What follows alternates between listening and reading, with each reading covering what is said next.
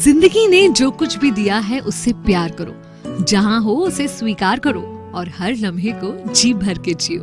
94.3 my FM से मैं हूँ विनी आपके साथ। और चलो आज कुछ अच्छा सुनते हैं।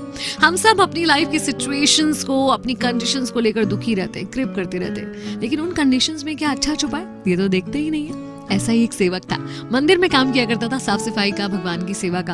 अपनी जिंदगी से बहुत दुखी, हैरान, परेशान कि ये सब कुछ मेरे साथ ही क्यों हो रहा है वगैरह वगैरह सोचता रहता था। एक दिन उसने भगवान से कहा कि आपकी जिंदगी अच्छी है, आराम से एक जगह खड़े रहना है, कुछ नहीं करना है, मेरी जिंदगी देखो कितनी कठिन है। भगवान ने कहा ऐसा नहीं है, यहाँ मेरी जगह पर होना आसान नहीं है, बहुत कुछ मैनेज करना पड़ता है। उसने कहा कैसी बात करो आप, ऐसा है तो एक दिन आप मेरी जिंदगी जी के देखो और मैं आपकी जिंदगी जी के देखता हूँ। भगवान ने कहा नहीं भाई, मेरी जगह पे रहकर बहुत पेशेंस रखना पड़ता है, तुमसे नहीं होगा।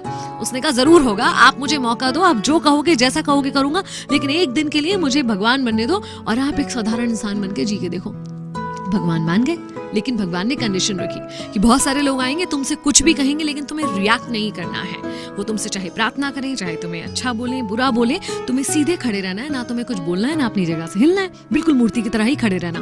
उसने कहा ठीक है, इसमें कौन सी बड़ी बात है, मैं कर लूंगा।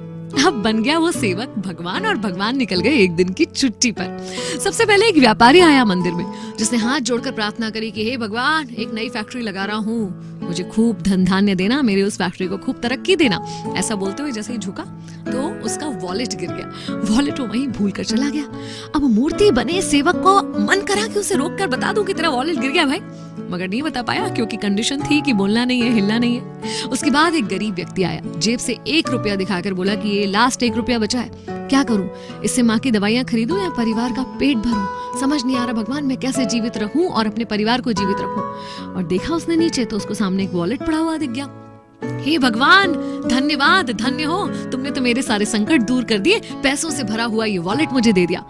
इसके मन में आया कि अरे मैंने नहीं दिया, ये चोरी करके जा रहा है, इसे रोक लूं, लेकिन कंडीशन वही थी कि ये बोल नहीं सकता है और हिल नहीं सकता है।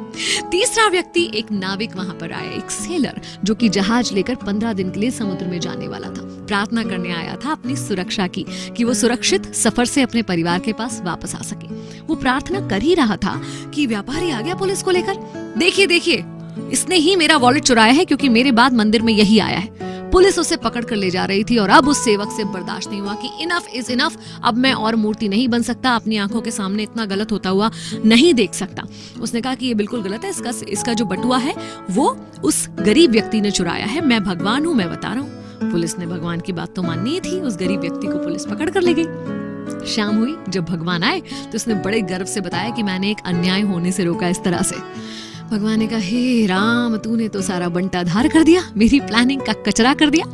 वो जो धनी व्यक्ति आया था उसने बहुत कुकर्म करके, काले कर्म करके पैसे को कमाया है। अगर उसका पैसा एक गरीब व्यक्ति के काम आता तो उसके पाप थोड़े कम हो जाते।